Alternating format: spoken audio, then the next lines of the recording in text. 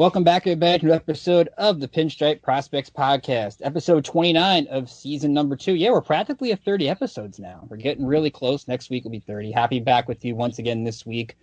We got so much to talk about. The Yankees were back in action on Wednesday, and, well, they got swept by Atlanta. Now we're prepping to play 5 games in 3 days against the Mets. So this should get interesting. We'll talk about, of course, all the Yankees injuries from the past week. We'll get into a little bit of preview of the doubleheader. Talk about the impact losing James Paxton, losing Gleyber Torres, losing Zach Britton, losing Luis Avilan, losing Aaron Judge again. Get into that. We're going to have more, of course, on the Yankees player development furloughs as well. We'll do our 3 up, mostly 3 down from the Rays and Atlanta series. I'm sure we can find 1 or 2 positives, but that'll take a lot of hard thinking, I think. We'll do the trade deadline preview, which is Monday. One name we're going to talk about that the Yankees should trade for. Should the Yankees make any trades at all? We'll get into that. And, of course, we'll touch on some of the things in baseball, such as Lucas Giolito's no-hitter the other day. And we'll give you an insight of the cool interview we did involving one of the players the Yankees traded for on Friday. We've got so much to get into. I want to remind you, of course, you can follow us on Twitter at Pinstripe Pros, like us on Facebook, follow us on Instagram. Be sure to subscribe to the podcast on iTunes. Please give us a rating. We hope it's 5 stars. We want to hear from you. Tell us what you like. Tell us what you don't like. Please feel free to send us an email, rickjkeeler@gmail.com. Or at least you can send me the email. And we'll have more information on our Dugout membership program a little later on in the show. We have a jam-packed amount of guests today. I feel like everybody's here, and that's what makes it fun. We'll start off with the 2 people who are normally here with me during the week. James O'Connell's with me. James, how you doing? Been better, Ricky. Yourself?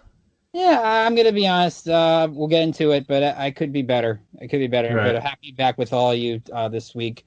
Of course, the person who runs our great social media, Alexis Farinacci's back. Alexis, how are you? Doing well, guys. Rough day for the Yankees, but you know what? We at least had some baseball today after a 6-day hiatus. Exactly. I looked last night and I'm like, wait, it's postponed? I was waiting for baseball. Was Garrett Cole's going to be back? It was great. I was like, now I got to wait another night for baseball. It's like, yeah. That's just when I have to work. I will say it was fun, though. I don't care what team you root for. Watching Lucas Giolito last night was special. That was fun. I mean, heart goes out to the guy. You're throwing a no-hitter with no fans in the stands. That had to be odd, but my heart I'll go to him later. As someone who wrote about the Nationals for a little while, my heart goes to him just for all the struggles he went through. Being the worst pitcher in baseball practically 2 years ago to where he is now is fantastic. We're going to get into that later on. My 2 guests this week are not normally here, but I'm glad they're here this week. Of course, the founder of Pinstriped Prospects, Rob Pimpsner, is here, our lead director. You hear his voice sometimes. He's back again. Rob, how you doing? I'm doing well. How are you? Doing really good. And, of course, a special new guest to Season 2. You've heard him on Season 1 of our podcast. He's a co-founder of the website here at Pinstriped Prospects. Paul Pagnato's here. Paul, how you been? Been fantastic. It's good to be back. Happy to have you back. So we have so many voices, so many opinions. We're going to dive into so many things. But the one thing we want to mention, baseball, we were going to get into many baseball topics today.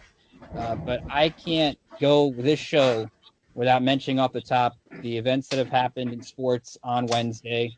Of course, we all know, if you follow the news, the shooting of Jacob Blake in Kenosha, Wisconsin by a police officer, 7 shots in the back, and you've seen the NBA decide they're going to boycott playoff games today. You've seen MLS games boycott. You saw some baseball games postponed. Some players like Matt Kemp for the Rockies, Jason Hayward of the Cubs, Dexter Fowler and Jack Flaherty of the Cardinals decide they're not playing today. Mookie Betts of the Dodgers, I saw on Twitter, told the media if they were going to play, I wasn't going to play. We heard MLB release a statement. I would like to read that statement to our audience here. This is from Joel Sherman's Twitter account, but it was released by Major League Baseball. Given the pain in the communities of Wisconsin and beyond following the shooting of Jacob Blake, we respect the decisions of a number of players not to play tonight. Major League Baseball remains united for change in our society, and we will be allies in the fight to end racism and injustice. Now, we are not going to turn this into a political segment, but I want to get whoever would like to talk about what went on today or what has gone on over the last 48, 72 hours. For me, I'll speak for myself first. I go back to what Sean Doolittle said. Sports is the reward for a functioning society. And I feel like the more things have happened, the more it echoes throughout the landscape. I applaud the players for what they decide to do. They realize that, say, we got to make a change, and the only way we can impact the change, if they felt this is the way to go, all power to them. I support them, and we'll see where it goes from here. And I think that's just really, mindset to take here is let's see what happens. But if the players feel this strongly, it's hard for me not to support them if they have a plan in place to try to end a problem that's going on in this country. But I'll leave it at that. Any of you want to tackle this topic or give your thoughts, let this be an open forum. Feel free to do so. Yeah, I do applaud the players for using their platform. That's why they're there. They're there. They have that platform to kind of get things they want done. So all power to them. They have the platform. They use it as they speak, and hopefully everything works out for them. And I echo those same sentiments. And my heart goes out to everybody affected. And we need change, and we need it now. And what's been happening has been unacceptable and brutal. So I definitely support the players and this movement. Second, I third that. And one of the things, I'm a big student of history, and especially American history, and it's important to note that America, for all of our greatness, we have our own faults, and we need to recognize that and fix it. It's not saying, we need to strip everything and go down to the wire and everything, but we need to address the issues. We need to start listening to the people that are hurting. Without that, there could be no change. We need to open up and actually listen to what people are saying and not get blinded by the images you're seeing on TV or reading in the newspaper or seeing online, but actually listening to the people that are hurting, the people that are dying, and the issues that are facing these communities so that we can grow and become a better society. Because there's great potential in this society to be one of the best in the world and the best of all time. Now we need to realize that.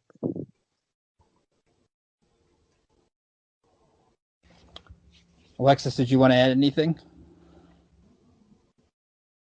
Yeah, I'll agree with everybody and saying, I support the players. They've got to do what they have to do. I know a lot of them are emotionally invested in the topic and the Black Lives Matters and everything that's been going on in the world. I do applaud the players for taking a stand and doing what they needed to do tonight. Exactly, and to me, it's just it's time to listen. We said this. We said this. I feel so many times. And if it takes shutting down sports to listen, it doesn't bother me. That to me, I think is the important message. If these athletes are more than entertainers, they're people too. And for the Bucks to do it first, I felt they had to do it. And they made a decision that we'll see what happens with the NBA. We'll see what happens with Major League Baseball. They'll play, but this is the tip of the iceberg. I feel like you're going to see more. We're seeing coaches as more information comes out talk about it. It's something that it's a deeper topic that I'd love to do a deeper, just general in baseball. But I think it just, as I'll echo what I said months ago, it's time for all of us to just listen. If you've listened to Mark Spears on ESPN today, I listened to him with Mike Greenberg on his show, and I had to tweet. I said, thank you for sharing. It takes a lot for people to share. It takes a lot of courage for people to share. It takes a lot of courage for players to do what they're doing. And I'd rather empower them, not put them down. 100% agree. So let's get into baseball. It's not easy, but we'll try to do the best we can. And we're going to get, of course, into the big Yankee player development news. I want to get into that right out of the gate. But first, I want to talk into the most recent thing, which is the reaction to the doubleheader sweep at the hands of the Braves. Basically, the Yankees' offense is non-existent. And to me, that's not understandable. But again, no DJ LeMahieu, no Gleyber Torres. Aaron Judge gets hurt, tightening his calf, running to second base, which I guess the Yankees can't run to second. That's why they hit home runs, because Judge and Stanton can't run to second base without getting injured. Tanaka comes out after 5 innings. Aaron Boone did say he felt Tanaka was emptying the tank, but Tanaka was on 66 pitches. there's so much we can go into with this doubleheader. Garrett Cole gives up 3 home runs, which I feel like Garrett Cole's turning to Max Scherzer a bit, where every run he gives up is a home run practically, which isn't a bad thing, but it is something to monitor. Paul, I'll start with you since you are our new guest on the panel this week. Anything you want to go off of Atlanta? There's so much we can dive into. Yeah, the biggest concern that I have is Judge, first and foremost. Yeah, that's very, very frustrating. First day back from the IL, to have him back up again. That's definitely alarming. Looking at the positives, what you can find, Voit in game 1 continued to hit the ball very well, hit a home run, and Miguel Andujar. I think he's a really special bat, and he'll figure it out. Right now he's hitting, I think, $160. But went 2 for 3 in the second game with a run scored, and he smoked, almost just shy of a homer in game 1. So, a lot of positives from him, from him. Yeah, Luke Voit has been great, but this offense was not built to have Luke Voit be the centerpiece in it. And I think that's just the sad reality of what's going on with this Yankee offense, where we talk about next man up last year, and it was a great story. But at some point, next man up becomes, here we go again. And I just get the sense, and maybe it's not fair, because the Yankees have not played baseball in almost a week through no fault of their own. And it just feels like, I think we're going to get to that point where they've got all these doubleheaders and the schedule being so truncated that next man up just becomes, well, this is what it is. Because while the injury updates are at least not terrible, but every time you get somebody else back, 1 or 2 other people go on the IL. It just gets the case the last 2 years, we're not seeing the Yankee team that was expected to be seen. And whether we've changed everybody else, it just gets the sense of, okay, how is this ever going to get fixed? Or is this just a string of, dare I say, Metsian luck with all these injuries? Yeah, that's a good point, because, coming into this season before COVID and everything, and coming into spring training, look at what we were looking at for our starting rotation. It was going to be Garrett Cole, Luis Severino, and Tanaka, Paxton, and then Happ as number 5. And then all of a sudden in spring training, Paxton get hurt, is down with the injury. Severino is gone for the year, and everything just felt like the shit hits the fan right away. And I can't really put the blame on the Yankees for this short season injury bug, because it's not just a Yankee problem. And if you look at it, it's throughout baseball. And a lot of that has to do with the quick ramp up for the season. But still, there's just something that feels like you said, it's here we go again. Yeah, exactly. I do agree. Most of it's a short season. James, I'll let you chime in a second. You got Judge, calf, Torres, hamstring, Britton, hamstring, Stanton, hamstring. It is mostly it is the short season is a lot. We've seen different injuries. We saw my NL Cy Young pick, Steven Strasburg, get surgery for carpal tunnel. Like, it's crazy how many injuries there have been in this sport. And there's not necessarily, I'm not looking to put somebody into blame here, but it's also just the reality of, look, it's a shortened season. These things are going to happen, and the Yankees are going to have to take that depth and now go even more into that depth. And we're going to get into that with the pitching, because I got a lot of thoughts on that later. But it just gets to the point where, how much can this team really handle from a fair standpoint, where we go, you know what? It's not the manager. It's not Cashman. It's just what it is. Right. And to that point, I do agree that it is everywhere in baseball. Every team has some sort of injuries just due to this short season. But at the end of the day, how many teams are missing their 1 through 4 hitters at the same time? It's not happening like that, I don't think, anywhere else, at least that I know of. This is getting a little ridiculous. I have no one to blame, but it's just frustrating, because for the second, maybe third year in a row, I believe second year in a row, 2018, I believe there was some injuries as well. Aaron Judge got hit in the wrist. For the third year in a row, you really are not going to see the team you thought you were going to see from beginning of spring training. And granted, this is a very different season, just for the circumstances. But it's getting very, very frustrating to buy into this team year after year after year. And then in the end, all of them just get hurt. Literally, every single one of them. The most important guys in this lineup are hurt. It's really something. I have no fix for it. Nobody has a fix for it. It's just what it is. That's where we're at. It's really just what it is. Yeah, and I think Rob, you were the one who retweeted it earlier from John Boy that number of pitchers. I mean, 2018, 43 pitchers injured. 2019, 51 pitchers injured. 2020, you've got 98 pitchers injured already this year. I think that's saying that it's not necessarily a product of the teams, but it's a product of this is a short season. The guys ramped up for spring training. They shut down. They ramped back up. Everybody's just in a weird spot. And I think all the players' bodies are just trying to find a way to adjust, and it's just not happening this year. And now you throw all these double headers and you put extra wear and tear on the guys, and it's like, at one point is enough kind of. Do you start limiting? I guess if you're Aaron Boone, I don't know if you really can, but do you start limiting the number of innings these guys are playing? And Rob, before I let you chime in, let me give it some insight, and I think that's a good point Alexis made. Look at the people that are criticizing Aaron Boone for taking out Tanaka after 5 innings, and I get it. Tanaka's pitching great. He's dominant. He hasn't thrown more than 71 pitches in a game all season, people. And to that point, I had to jump in because this was frustrating. Yeah, Sorry to cut you off.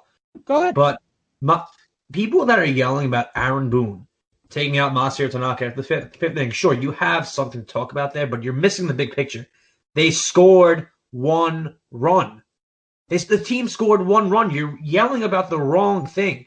Sure. Could you have left Tanaka out there? Maybe he wouldn't have given it a run, or Chapman wouldn't have walked in a run. You don't know what happens. But all I know is the Yankees put up 1 run on the board. 1 run. You cannot win a game that way, especially during the regular season. That's just not how things work. So whoever's pissed off about Aaron Boone and want him fired for making this move, it's time to wake up. They scored 1 run. You don't win games scoring 1 run. I can't stress that enough.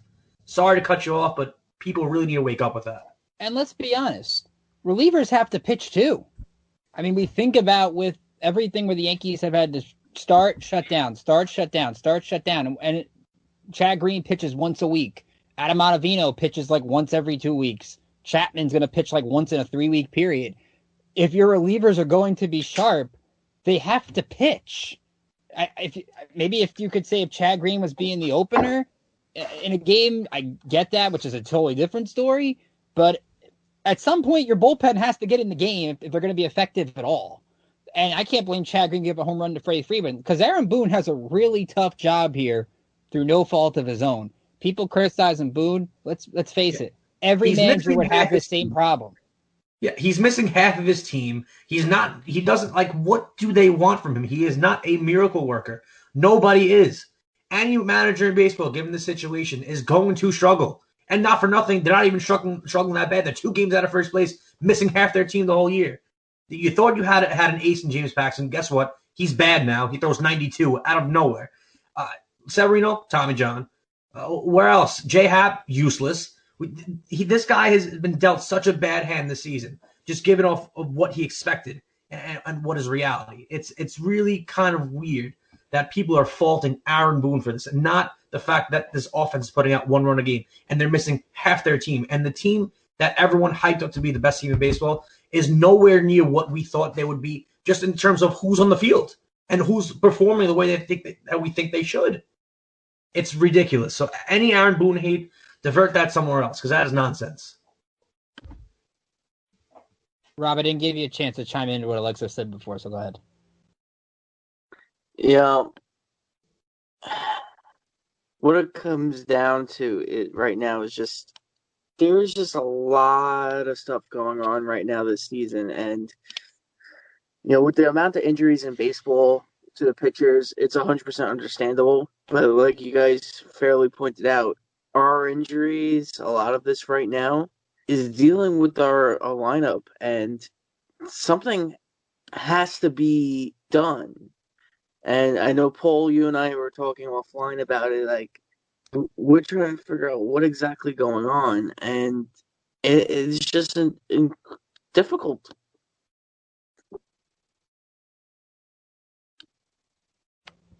So I think you look at the Yankees here. James brought up a good point. They're still in the midst of this division. I know the Rays seems like they're beating everybody practically, but they're still just a couple of games behind. Albeit we'll see where they are after this doubleheader this weekend, and maybe that kind of puts the doubleheaders and see where that goes and where they are by the end of the weekend. To me, it just feels like, and I think the last week's series summed it up best. It's not that the Yankees can't beat contenders, because they can. They've beaten Atlanta a couple times. They don't have a schedule that's full of contenders. They haven't played Toronto yet, and Toronto is a playoff team as of today, so I would still put them in that category. But this Yankee team can't, and I said this last week when we previewed the Rays series, and it showed up this week, with all their injuries even, they can't beat weird. Kevin Cash and the Rays are weird. They know how to do crazy things where they throw insert reliever here, and he's got one pitch, and that one pitch works for him. Then they bring another guy, and he has one pitch, and that works for him. It's just one thing where the Yankees, to me, I don't think they're, with this team as constructed and waiting on everybody to come back, and maybe they come back earlier, maybe LeMahieu gets back in a week, maybe things change a little bit. But when you look at what's going on, and Jeff Passan of ESPN has been reporting this constantly, Ken Rosenthal from The Athletic had today about the bubble plan starting to be talked about. If you're the Yankees, I think at this point, get everybody healthy. And when you look at the seeding possibilities, the lower the better, because there's no home field advantage. The only advantage you have is bat last in these games. And you'd want to bat last against Cleveland? Because I don't. I'd rather bat last against a team I'd have or bat first against a team I have a shot to beat. And to me, I think it's about just getting everybody healthy at this point. It doesn't matter to me if the Yankees don't win the division. And 100% agreed. And I think it's time to revisit the discussion we had maybe a couple of weeks ago. And who is the Yankees' most important bat? And there's no doubt that it's DJ LeMahieu. I think just how much his offense has struggled without him. It's bringing back just memories of 2018.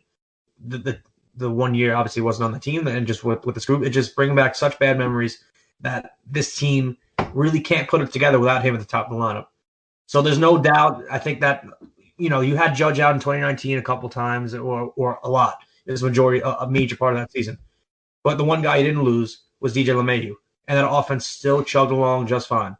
You take LeMahieu out of that leadoff spot, you're seeing a very different team. And granted, there's 4 other guys out, but still, his presence is him being missing is glaring over anyone else, in my opinion. And Paul, his presence hurts from this standpoint. You don't have you have Tyler Wade and Tyler Shada playing in the same game tonight. You have Gary Sanchez getting a base hit. Now you have, in the 7th inning is a tying run. You don't have anybody to pinch run for him now. So imagine if this game came down to a Mike Ford double, and the yes announcers pointed out this, you have to get basically 2 hits to get Gary Sanchez to score. It doesn't take one unless Gary Sanchez decides to barrel over the catcher. So that the LeMahieu injury, I think, hurts even more, where now you're playing both of your guys that were supposed to be your speed off the bench. You don't have speed on the bench anymore. Mm-hmm. And, that brings up this point that I was actually talking offline with Rob. When is it time to look at the front office? I'm not disputing that Brian Cashman is one of, if not the best GM in baseball. But the teams that he's run out there in recent memory, I started with the Yankees in 2010, and it's always been, homer heavy. When you get to the postseason, you fall off, because you're facing elite pitching. You don't have guys like DJ LeMahieu in there. I just think there's an issue with the lineup construction, the roster construction, and the way that it's built. And we keep making the same mistakes over and over again. When is it time for somebody like Cashman to be held accountable and say, look, enough's enough. It hasn't worked for 10 years. What makes you think it's going to work in the next 10? When is that breaking point? We need more guys like DJ LeMahieu. We need guys to put ball in play. We need guys to hit in pressure situations. we don't need more power hitters that have bad defense that are injury prone. And granted, to your point, to his point though, here's where I kind of differ there. Sure, it didn't work from 2010 on to whatever. It still hasn't worked. But this specific group, we still have yet to really see. With the past 3 years, we have yet to see a fully healthy product on the field. So I don't really know how fair it is at this point to say this doesn't work with this team. We just haven't seen it yet altogether. Now, if you want to have the discussion of where, like, sure, let's get some more guys who can get on the field more often, sure, I think that's a different discussion. But just in terms of overall talent, when this team's together, they mash. But we haven't seen it for long periods of times. We haven't seen it at all. That is very, very true. That's such a great point. But at the end of the day, like it or not, it's a result-oriented business, and we haven't gotten the results. I mean, these guys can't stay on the field. And, I'm not saying that's Brian Cashman's fault. You drill down to it, it's probably the strength and conditioning guys. And that program, it's not the athletic trainers. Those guys are trying to get these guys back on the field. It's not Aaron Boone, but nevertheless, I agree with you that, the blueprint has been laid out, and, it's, you haven't seen, that come to fruition. But when is it enough? When do you say, like, look, like, I keep trying to shove all these guys out there and they keep getting hurt. Like, do I keep doing that over and over again? That's the definition of insanity. Agreed. And I do think the turning point would be next season. I think they scratched this season off just because, 60 game kind of, shit show here. Excuse the language, but it's a shit show. Mm-hmm. But I do think that if they have another season like this in 2021 where everyone gets hurt, I think that's going to be really it. This group does not have, in my opinion, well, not for nothing, there's really not much they can do. Hicks has got a 10-year deal. Stanton's 10-year deal. I don't know what they're going to do, but if we see similar results in 2021, something's got to change, and I think they're going to do something about it. But I don't really know if this season is going to have much of an effect of how the Yankees attack their long-term plans. Little off topic, but talking about the future and having a guy in your plans, and is he not? What does he mean to your organization? Clint Frazier, can we get this guy in the lineup? Can we see and give him an actual shot at what he's got?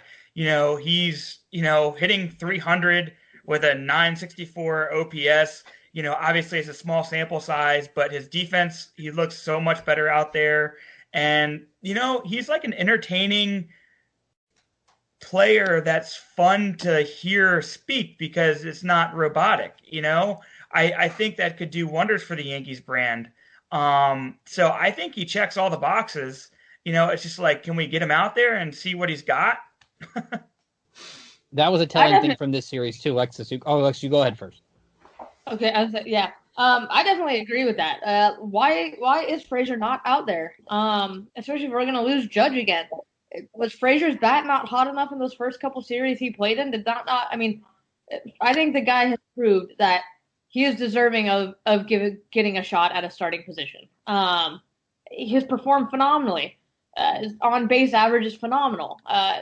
Get the guy out there. The fans love him. The players love him. He has a great time out there and swinging the bat well. If he's someone that can get the lineup going, that can kind of put some kind of fire and spark into the Yankees' bats, why not give it a shot? He's going to give his all in the outfield as well. Get him in the lineup.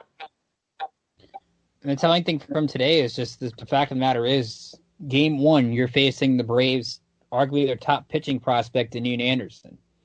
Yes, it's a small sample size, as Jack Curry from Yes pointed out, but Clint Frazier hit a home run off Ian Anderson in AAA last year. Why isn't Clint Frazier in the lineup compared to every Yankee in that lineup who probably hadn't seen Ian Anderson before? Yes, it's somebody that's a rookie, I get it, but I want familiarity in that lineup. And I don't know how the Yankees went about playing a game without Judge or Frazier in the lineup. Judge injury aside from game two, how does that happen? To me, you have to have at least one of them in the lineup when they're healthy in any given game. Yeah, looking at Frazier's stats this year too. 300 average, 364 on base percentage, 964 OPS. You said it. He knows Anderson. He's played Anderson. He homered off of him. That would have been a perfect game to get this guy in the lineup. There has been mismanagement all season long. Whether that be Aaron Boone or the front office, we still really don't know who makes this lineup. I don't think anyone has a clear answer on that. However, Clint Frazier should be in there, especially in that game one. I don't, for a team that's so analytical, informationally driven, how do you not put the guy out there? He's pretty much the only one who's faced him and hit a home run off him. Not the best look there. But at the end of the day, we still don't know who makes this lineup. We still don't know who to turn our anger, to be angry with. Before we get into the pitching issues the Yankees might have this weekend, we want to remind you that here at Pinstriped Prospects, we provide exclusive content to our paid subscribers with our Dugout membership program. You get scouting reports, player interviews, features, and much more, in addition to our free Major League coverage.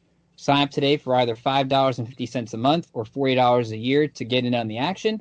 And if you're not sure about us and you want to give us a shot, we have a 30-day free trial if you use the promo code #WelcomeBackBaseball. Again, you have to use the hashtag #WelcomeBackBaseball and get your first 30 days free. So if you're not sure, give us a shot for 30 days. I think you'll like what you read from all of our writers here at Pinstripe Prospects. That's how you can get your Dugout membership today. So before we get into the Yankee pitching staff, I know, Paul, you want to touch on a topic that is very deep to you from someone who's worked in this organization. The New York Post reported earlier this week that the Yankees have furloughed about 60 people. And of course, with the minor leagues teams and affiliates being cut down with the new agreement next year, a lot of people losing jobs over this. And it's a sad day. And people say, well, the Yankees have a lot of money. What are they doing? Every team's going through this, but the Yankees, I think at the same time, they could have done something a little bit better. I want to get your thoughts on what's going on, because it's a topic near and dear to you. Yeah, it's very frustrating, very sad. I reached out to a lot of my friends within the organization, and it hit close to home with some of them. Some of them, were fortunate to be in a position to where they still are employed. But it's kind of, I'm at a loss for words. It's really frustrating to see, the highest valued organization, at 5.3 billion, I think by Forbes, be the first one to cut, make these cuts and furloughs and, not guarantee jobs for next year in this time. I genuinely care about everybody that I've worked with. I care about all the people in the organization, my friends, and the fact that the Yankees, were the first team to do this, it's just not a good look, and it's really sad. It affects families. It affects, these are humans. These are people, and it just really hits close to home, and it's just. My thoughts and prayers go out to them and their families, and I hope they get through it okay. And I'm just very disappointed with the organization. To be frank, I it's just a tough time. I get it, but to me, if I was an owner, do I take care of my people? Or do I make a deadline acquisition and assume more salary in a year that it may or may not pan out with everybody hurt? I think I'd rather take care of my people, to be completely honest. The Yankees are a first-class organization, and that's one thing that I've seen firsthand is where they treat their employees better than anyone else, really. And I'm forever grateful that, I was a part of this organization for parts of 7 years. They let me grow within the organization.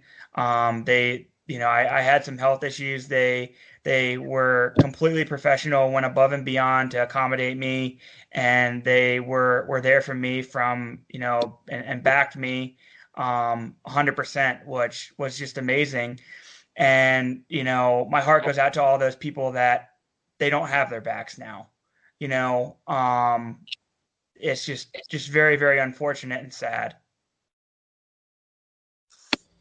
And Rob, I want to get your thoughts on this too. But the one thing I think you look at, and you read Lindsay Adler's article in The Athletic, which is fantastic.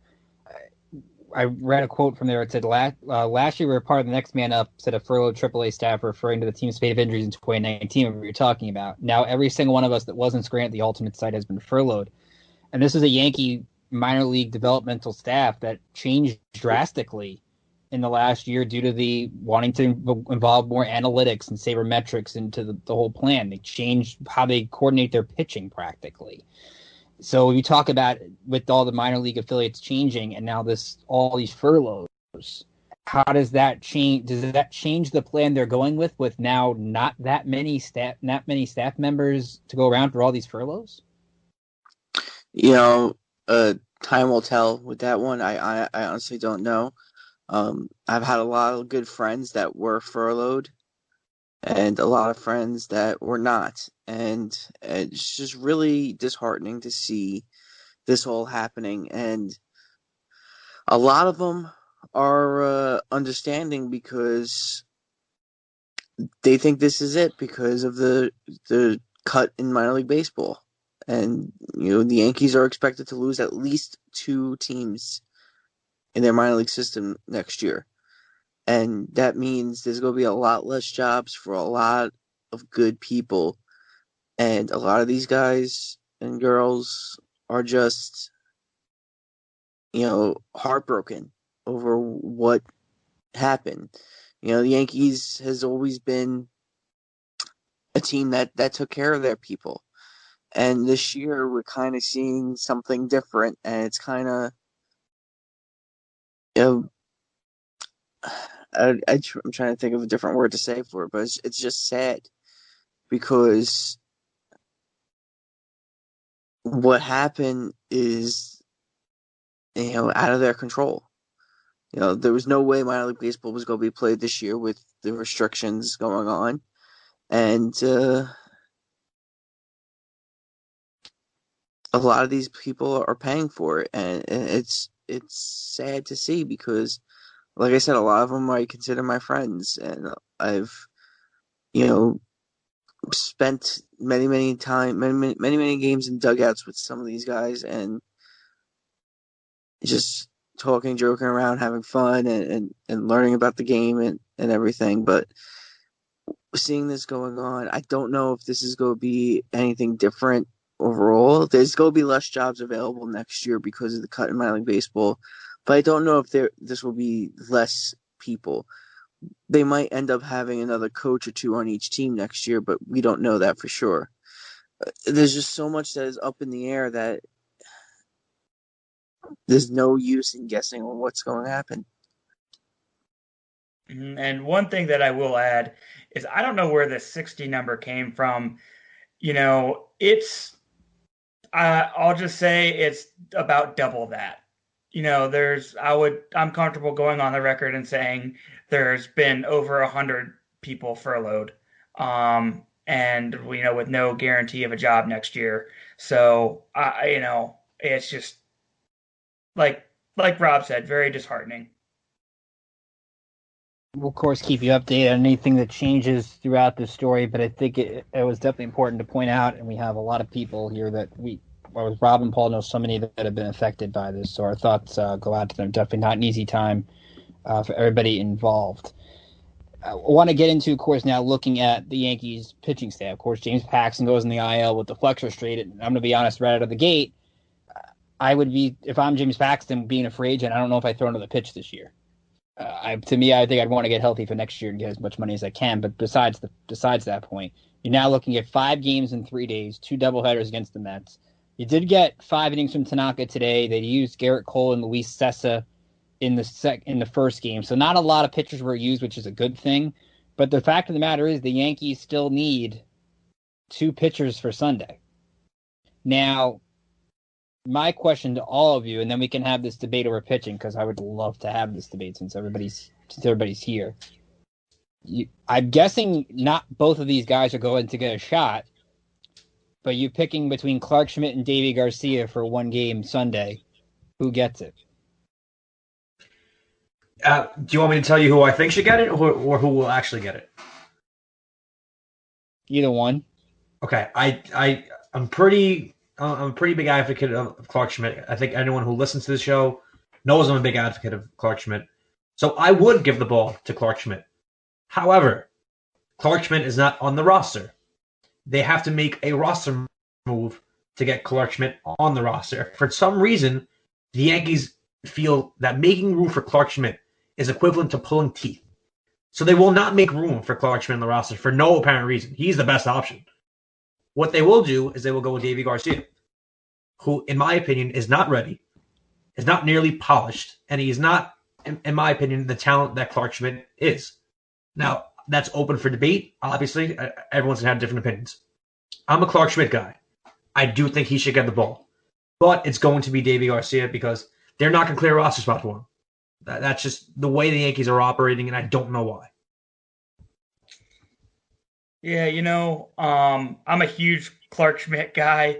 Billy Godwin, who was, spent 5 years with the Yankees, the North Carolina and South Carolina scout down there. He was my college coach at East Carolina. Just glows about this guy. He can't say enough good things, and I was so happy for Billy when he was able to help the Yankees get Clark in the first round a couple years ago. I agree that it's going to be Davy, just because of the moves that you'd have to make. But I will say they ran into a very similar situation with Jonathan Holder a couple years ago, and they did in fact go towards adding him on early because he was just lighting it up in Double and Triple A. So I'm really hoping they're going to do the right thing for the organization right now. I think you owe it to the fans. You owe it to these players to run out the best talent and not worry, just deal with all the contract and the business side later. I mean, you're the New York Yankees. You can afford to do that. I think you got to put the best product on the field, and that's not Davy Garcia. That I could go on tangent about how I think we missed our opportunity to maximize our return for Davy Garcia. But I'll save that for another day. But yeah, I hope it's Clark. I'll be ecstatic if it's Clark, and I'm rooting for him.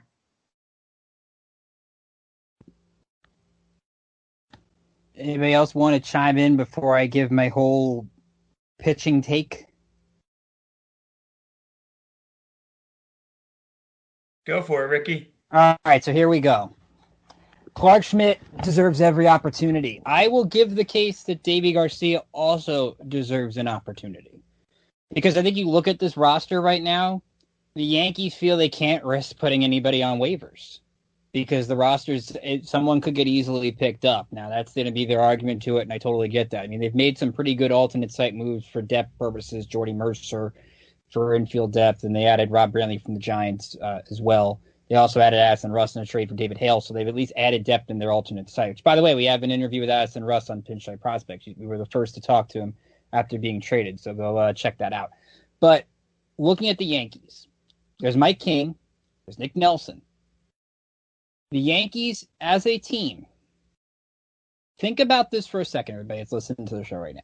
When you're calling for a young prospect to pitch, when is the last time, besides Luis Severino, that the Yankees called up a pitching prospect and let him work through problems?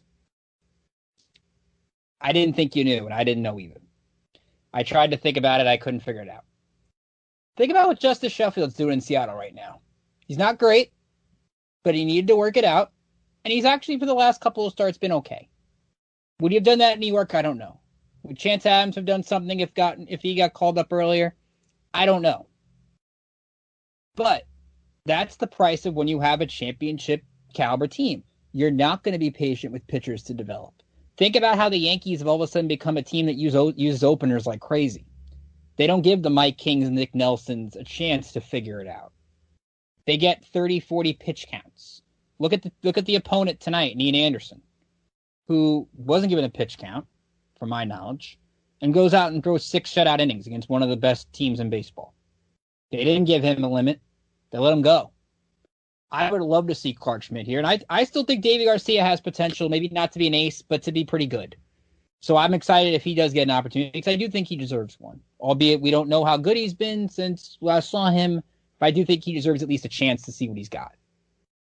But to me, if you're the Yankees, you put yourself in this situation. You put yourself in your situation where you're fighting with J-Hap over money. Because I'm going to be honest, and we've had this conversation on the show before. James and I have gone back and forth on J-Hap. We've heard his frustrations with the media this week, or with the team this week through the media, I should say. The guy hasn't really been given a fair chance. Now, like it or not, has he struggled? Yes. But is it obvious the Yankees are not pitching until they have to pay him? You make the call, but I would say yes. So the Yankees have put themselves where they're having to overpay for veteran pitchers because they can't develop their own. Can you look at that team Matt Blake had with Cleveland? They developed everybody. And they're looking like one of the better rotations this game has seen in a while, albeit some pitchers don't make good decisions off the field, but nevertheless. And that's where you put yourself in this doubleheader where, yeah, you're excited for Schmidt. You're excited for Garcia, whatever happens. But what are they going to become? We don't know what Jordan Montgomery is going to become. And I hope the Yankees let him find that. But when you have a championship team, and look what Lucas Giolito did. He became the worst pitcher in baseball 2 years ago to being one of the better ones in the American League now because the White Sox let him figure it out. How are we sure the Yankees aren't going to give the next guy 2 or 3 starts and then basically say, okay, we got to go somewhere else? There has to be a balance.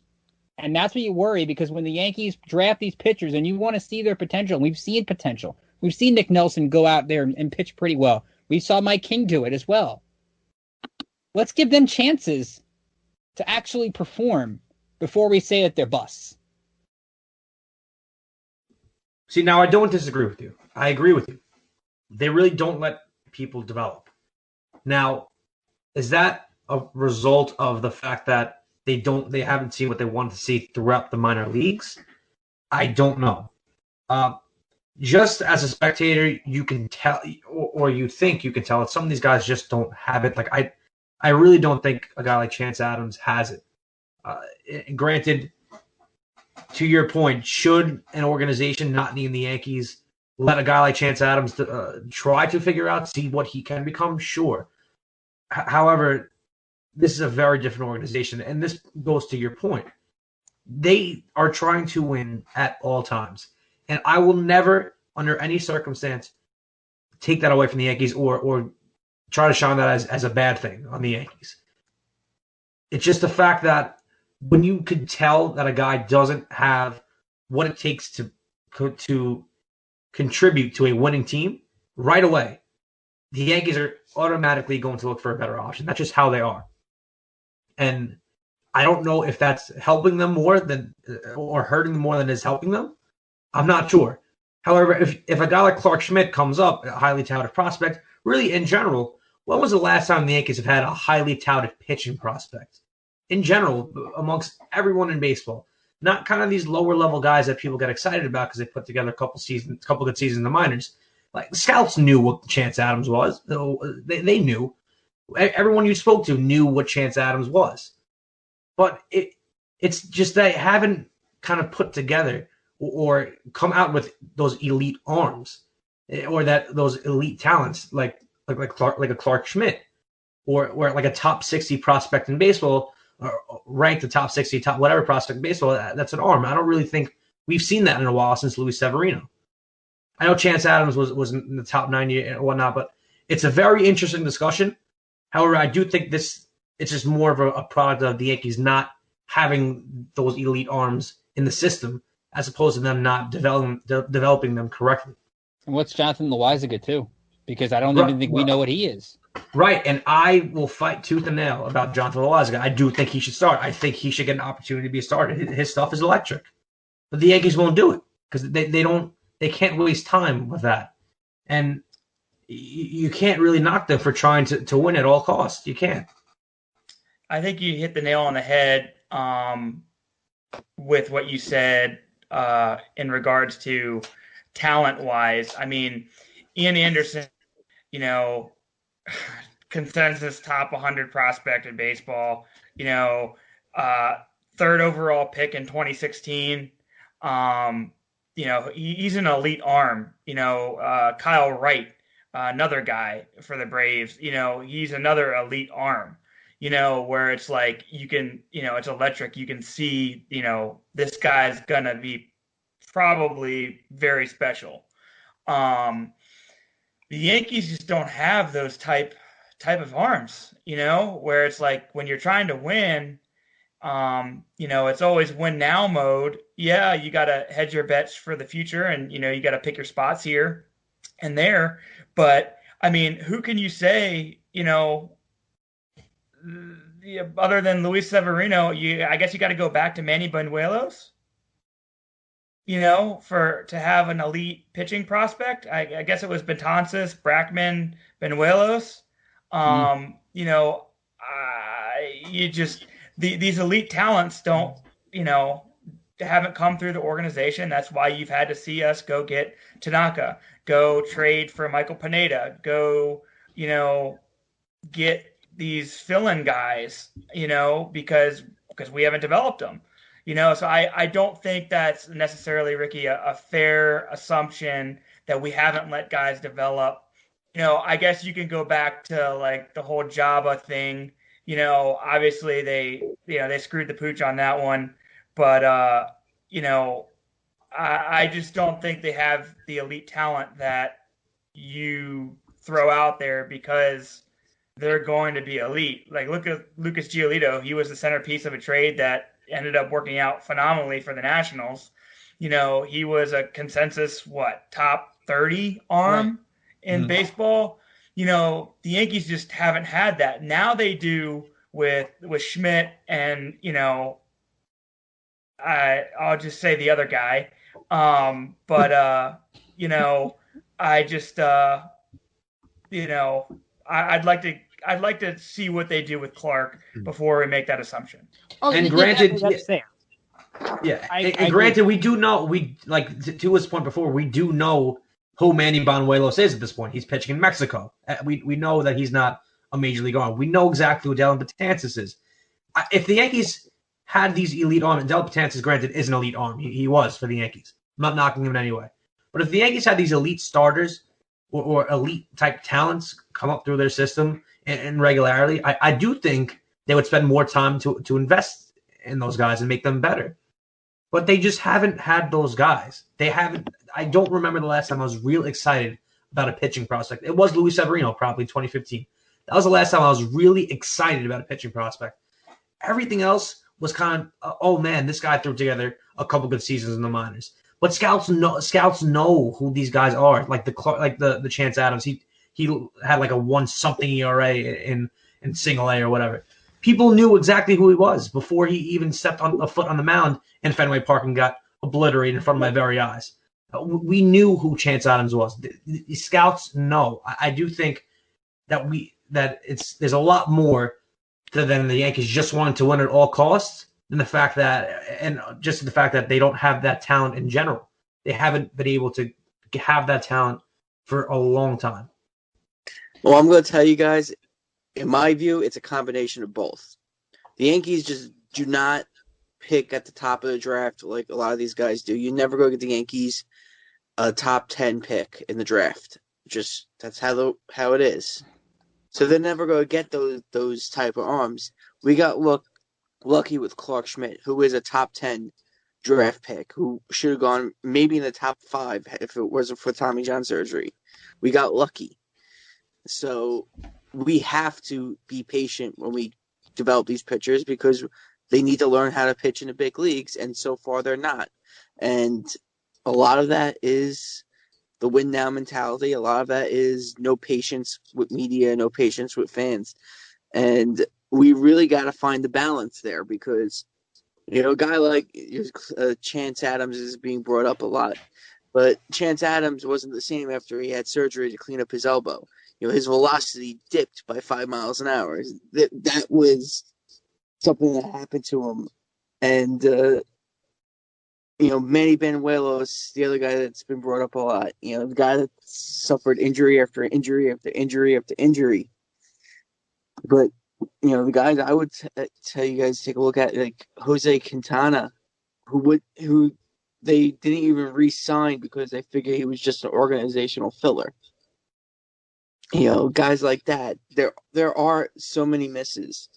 There's guys like Ian Kennedy who had a good debut in 3 games and then really bad year, and then he pitched 1 game and then got traded. And he figured it out. He became a decent starting pitcher, and he became a good reliever. Now, what's going to happen with guys like Deivi Garcia, Clark Schmidt, etc.? Jonathan Loziga, I do believe his future is in the bullpen, but give him the opportunity to pitch this year. Give him the opportunity to start if he has that opportunity. Why waste the chance to learn? It's a short season. You got to do what you got to do. And, guys like Nick Nelson, he's going to need a shot to start too. I believe his future is in the pen too, but God damn it, give him a shot to start. Michael King, let him fucking start. I'm not sold that Deivi Garcia should be called up right now because, to my opinion, he was a year away at least before he should make his major league debut coming into this season. He needed another year in the minors.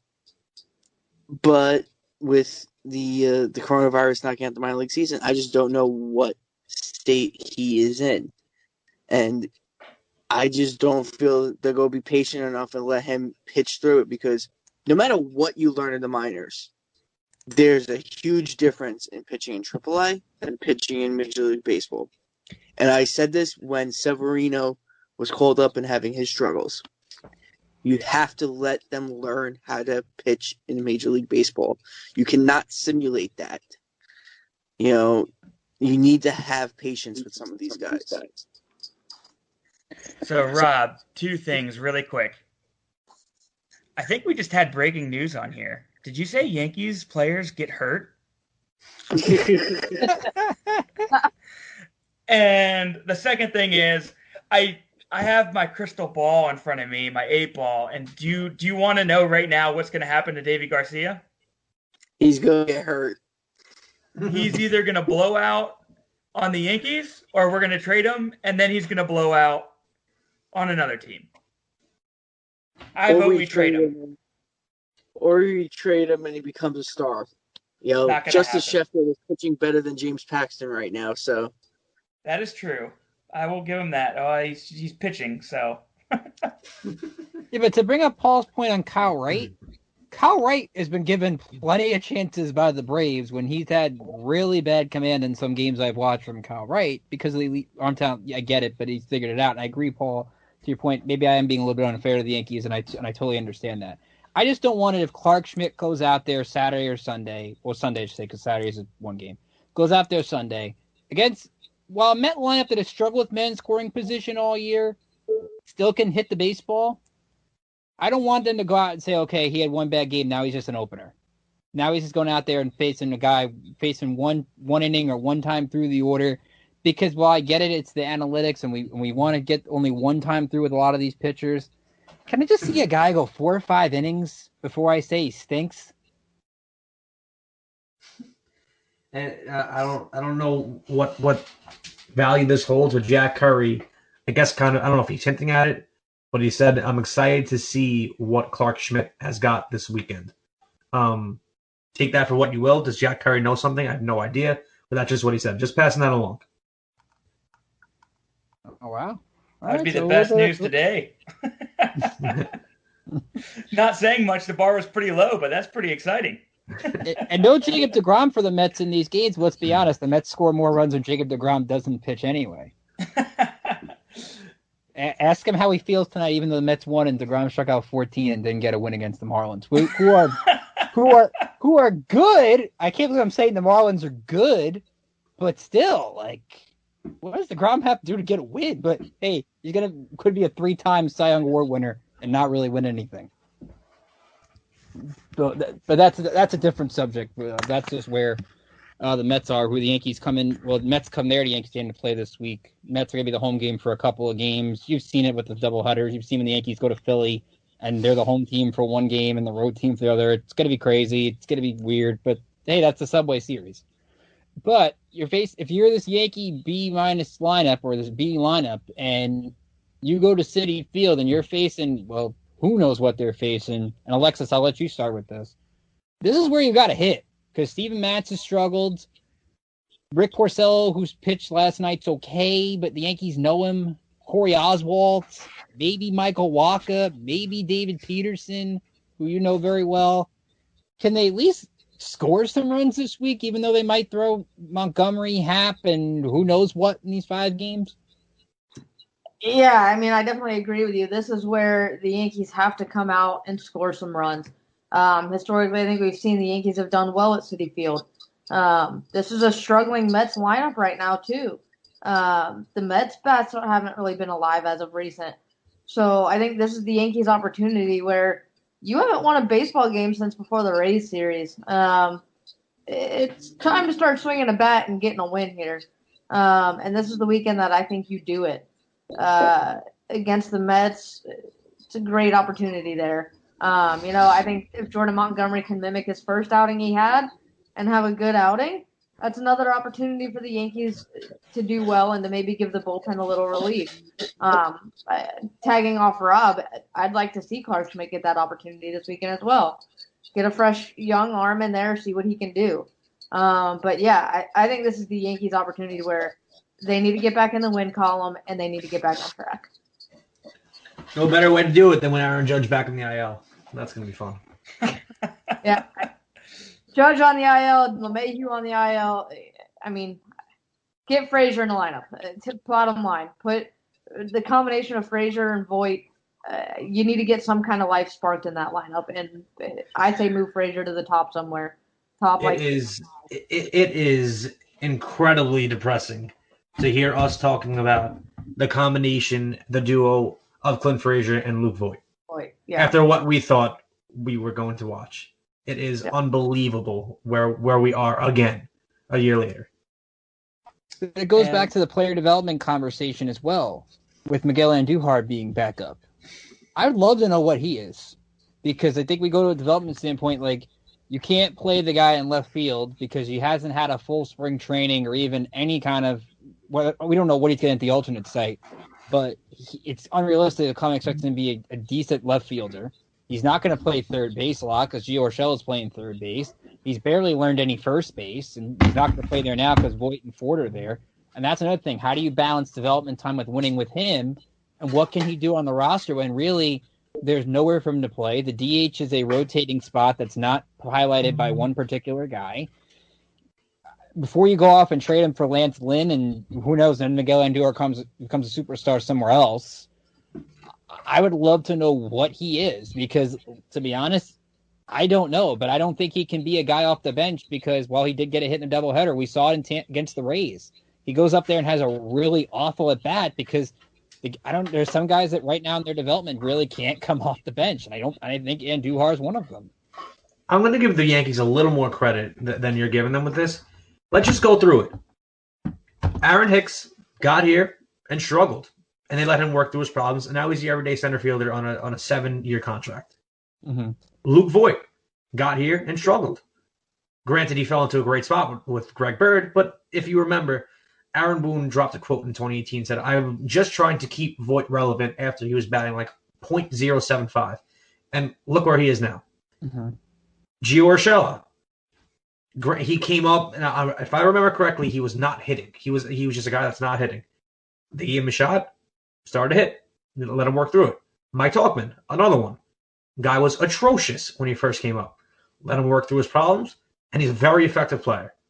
So I'm going to give them a little more credit in just a position player category than you were before, because they have like guys that work through the problems. Has it been their own homegrown talent in the system? Maybe not, but they do like guys work through their issues. They have done that over the course of the past 2 seasons, and it's worked out for them. It has.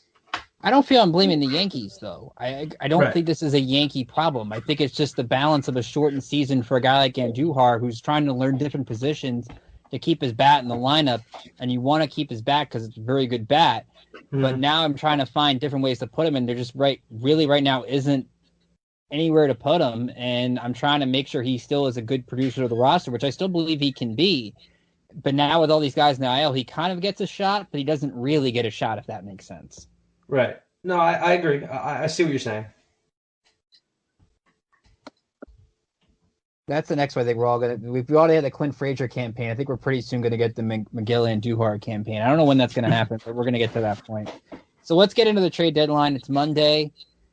We've seen minor trades. We mentioned David Hale going to the Phillies for Addison Russ, not the highlight trade, but the Yankees did make a trade. They traded with the Giants to get catcher Rob Brantley for cash considerations. They have made trades, but we've seen the names the Yankees have been linked to: the Taiwan Walkers, the Kevin Gausmans, the Marco Gonzalez's of the world.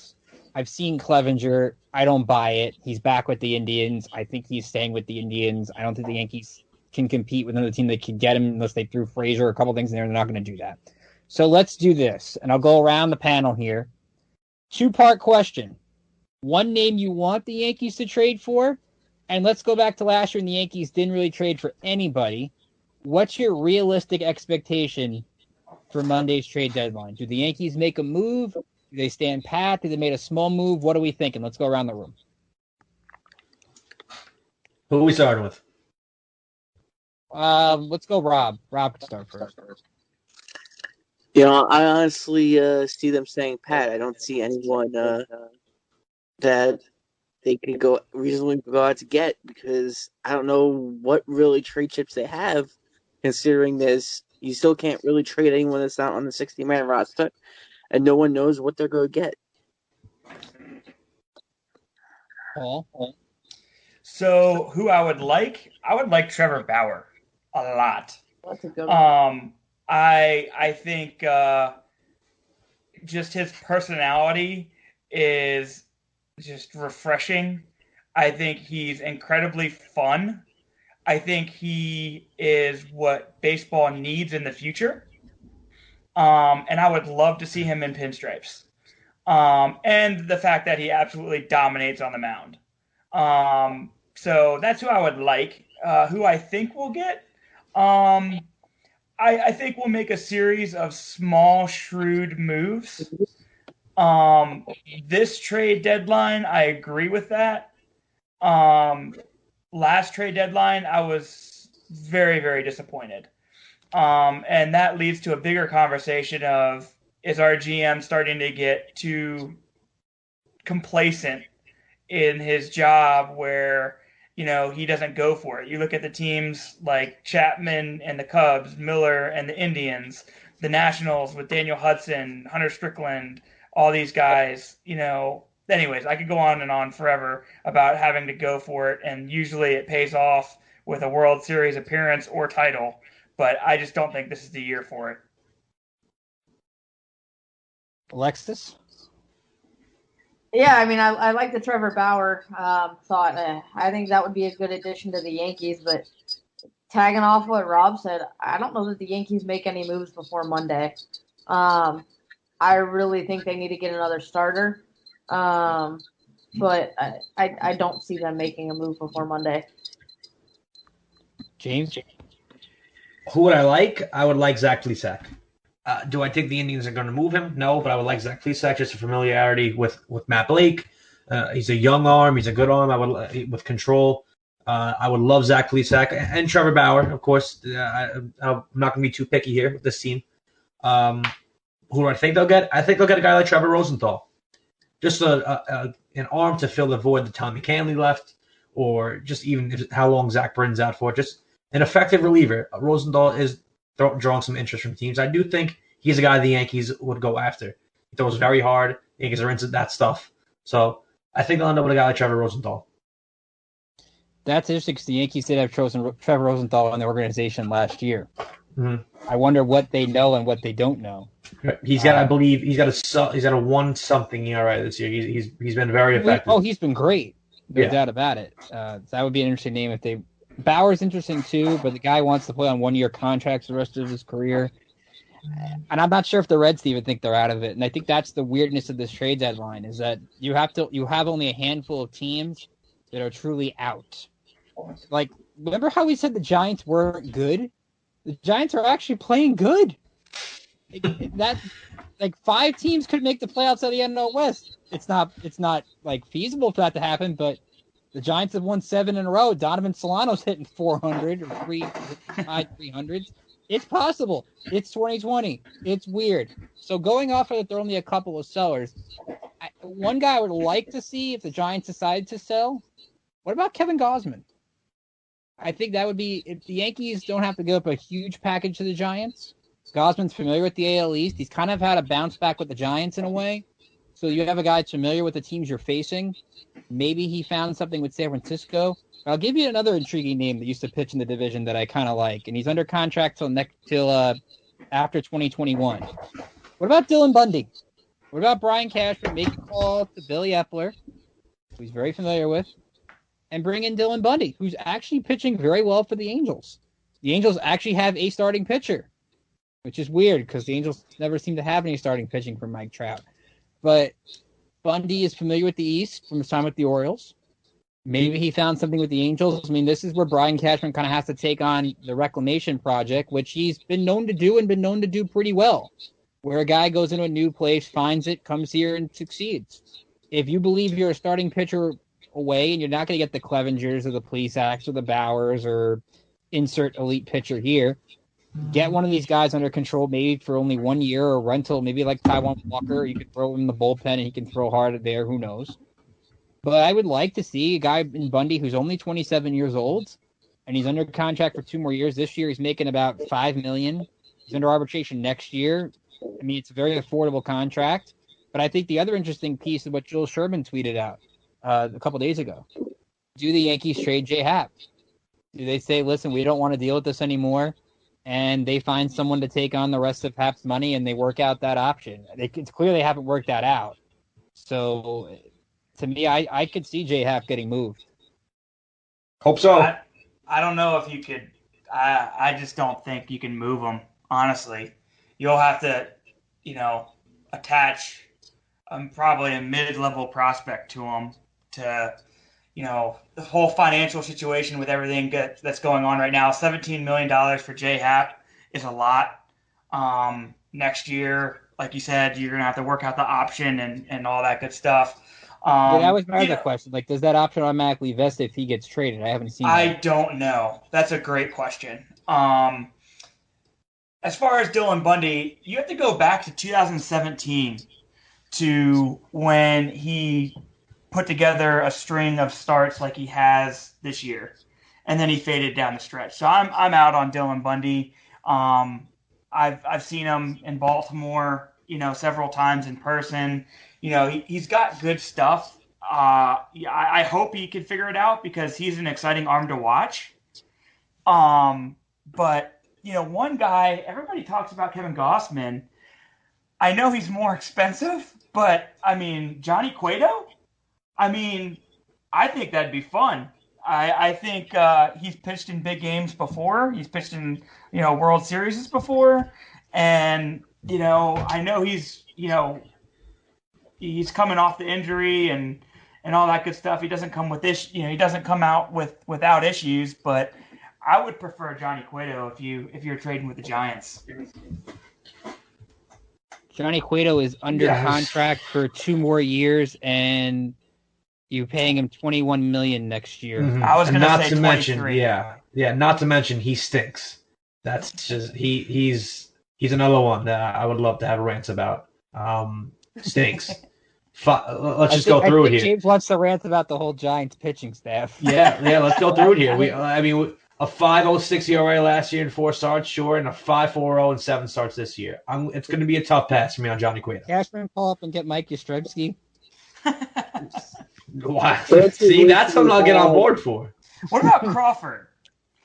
You wish we had Sonny Gray? Sonny Gray's just the guy. You know what? I think we just assumed that That guy couldn't pitch here, and he's great with Cincinnati. It's crazy. Yeah, right. He couldn't pitch here. Shout out Larry Rothschild. Right, he couldn't pitch. That's another thing. I won't go on a rant because I think we've reached an hour and a half in this podcast. But shout out Larry Rothschild for that Sonny Gray mess. That's who I'm putting it on. All right, so since like James said, since we've gone along in this show, by the way, since we brought this up at the beginning of the podcast, I know a lot of people talk about Shams.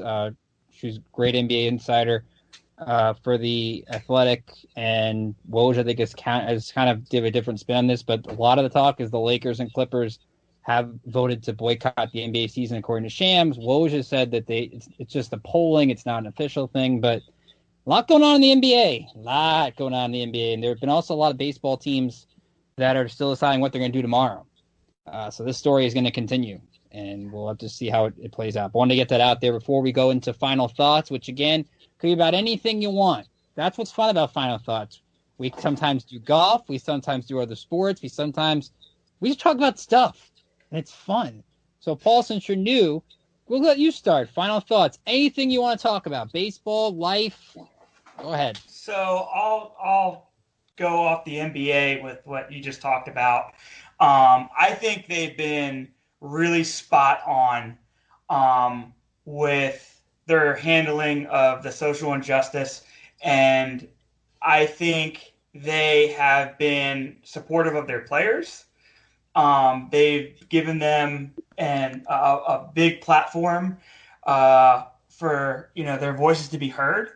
And it seems like now, whatever the NBA does, it's like cutting edge, leading the right direction, and then all the other sports follow.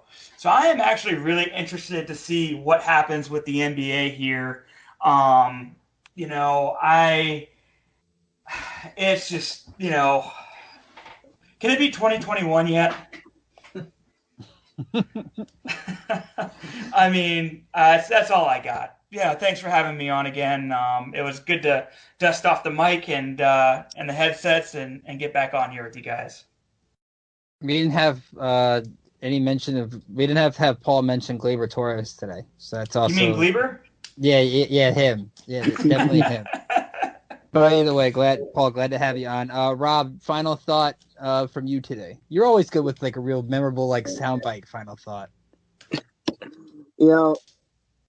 I just want everyone just to start listening to everyone else and just hear what's really going on in the world and hear people's stories, because once we start listening to each other, we can start making the changes to society that we need to make. Great thought. I totally agree with you 100% on that one. James, you go. I'm not going to get as I think my two co-hosts here touched up on that pretty well, but I will go into it a little bit. The NBA, they're choosing what they want to do here, and it's going to be a wild ride coming up. We don't know if we're going to be able to watch basketball the rest of this year, and whatever the players feel that they need to do, all power to them. I don't have any problem with them using their platform to try to get change that they want done. Yeah, that's really it. It's just it's a sad state of affairs, and hopefully it gets resolved quickly. Alexis? I think I'm going to go for my final thoughts. A little bit of a different spin, but thoughts and prayers out to everybody in Texas and Louisiana. It's going to be a long night for them. I know personally I have family in Louisiana, deeper part of it, so hopefully all he gets is rain. But for those in the impact of this hurricane, it's looking like it could land almost as a 5. Thoughts and prayers. It's going to be a long night. Oh, definitely. I'd love to echo that. Thoughts and prayers. Everybody out there, just craziness. We never thought we'd have 2 huge tropical storms merge with each other. It's nuts. That's 2020. I feel like in a nutshell, Jules. So thoughts to everybody out there. Please stay safe if you're in the area. I'm going to be a little bit more, at least baseball related, with 2 thoughts I have here. 1, congratulations to Joe Girardi. 1,000 wins as manager. Shout out, Joe. Good job, Joe. They're trying to help James and Alexis get the Phillies back on track. But besides that, let's be honest. All our picks have not been very good, No, not great.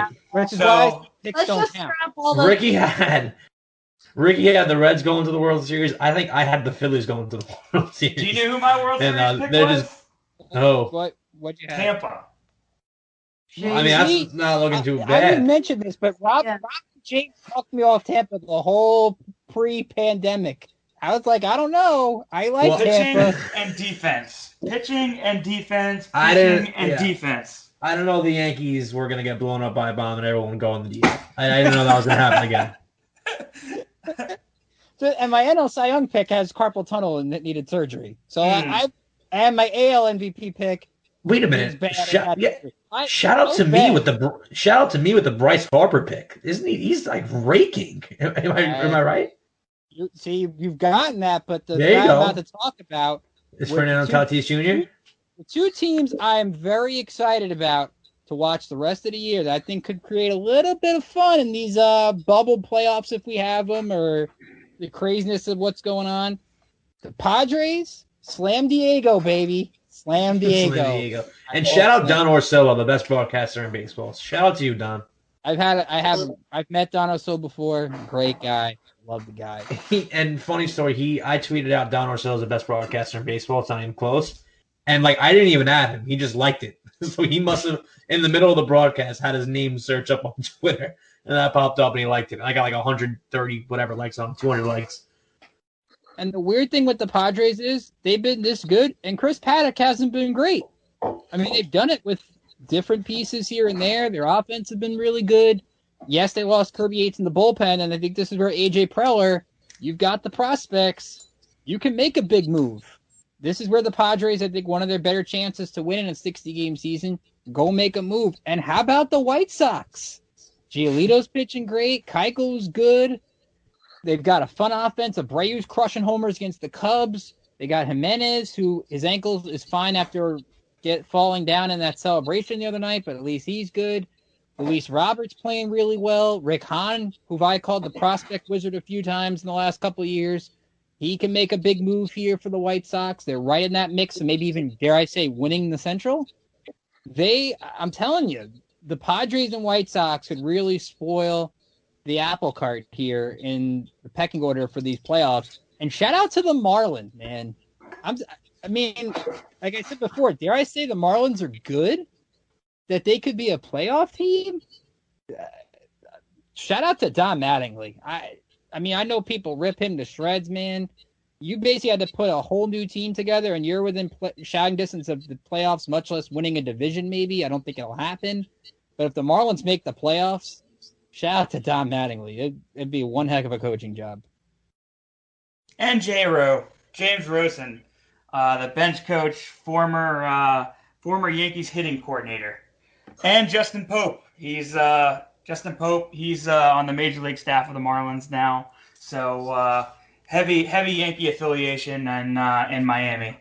And they called up Sixto Sanchez over the weekend. So that was more young prospects making debuts. They had Trevor Rogers last night, who gave up 1 hit, struck out 6, walked 5, I think. But he's up. Every day in baseball, there's a new young prospect being called up, and it's so much fun.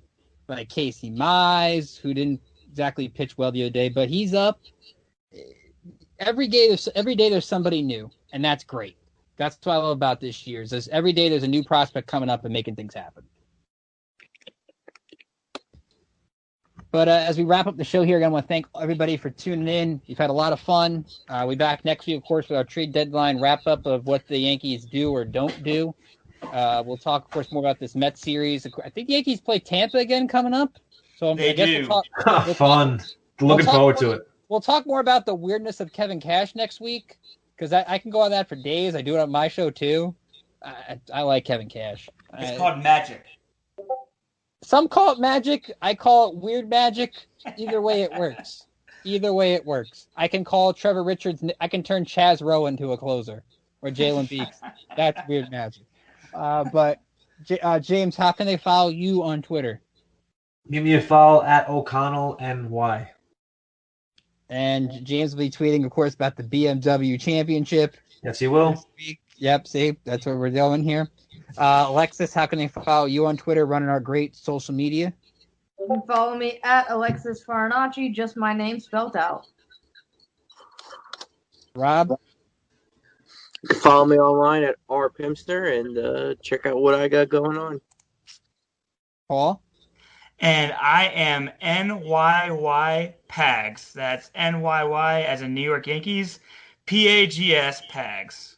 And he will debate about any Yankee prospect you want. Trust me, I've had a couple of debates with him on Twitter. So you have a Yankee debate, he'll go with you. Trust me on that. So you'll have fun with that one. You can follow me on Twitter at Rickinator555, at RICKLRI, Nader like a Terminator 555. Catch my show on Full Press Radio, Kick 'em Keel, every week. We're going to have a couple of guests this week. My friend Brian Snow from Snowman in the Morning on Full Press is going to join me to talk about all the NBA that's going on, or what's going on with the news with the NBA. And Alex Gruskin, who is the host of Great Shot at Great Shot Pod on Twitter and Crushing Rackets. We're going to preview the U.S. Open because it's tennis in a bubble. A little bit of Grand Slam action this week. So I'm a huge U.S. Open fan, so we're going to talk about that. Of course, follow my work on all things ESPN related on Barrett Sports Media. Wrote up a cool interview Maria Taylor did with Bill Rhoden's podcast, and Greeny talking to Michael Wilbon and Tony Kornheiser. You rarely see them go on the radio together, so I thought that was really cool. Those are up this week on BarrettSportsMedia.com. Again, follow us on Twitter at Pinstripe Pros. Like us on Facebook. Follow us on Instagram. Be sure also to check out my interview with Addison Russ, who the Yankees traded for from the Phillies for David Hale. You hear about what the alternate site was like for him with the Phillies. You hear about how Bryce Harper helped him point out a problem with his mechanics that I thought was really interesting. And you hear how excited he's played for you guys, the fans, and all the social media love that he got from Yankee fans after he got traded. He was very happy about that. So definitely check that out. Be sure to like and subscribe to the podcast on iTunes. We want you to give it a rating. We hope it's 5 stars, but we want to hear from you what you like, what you don't like. Any segments you want us to talk about. Anything you want James to rant about. Believe me, we're here. You can email me as well, rickjkeeler@gmail.com. So from all of us here at Pinstripe Prospects, I'm Ricky Keeler saying have a great weekend. Stay safe. Wear a mask. Follow the rules. And we'll see you back here next week to talk more Yankees baseball. Later. Have a great night.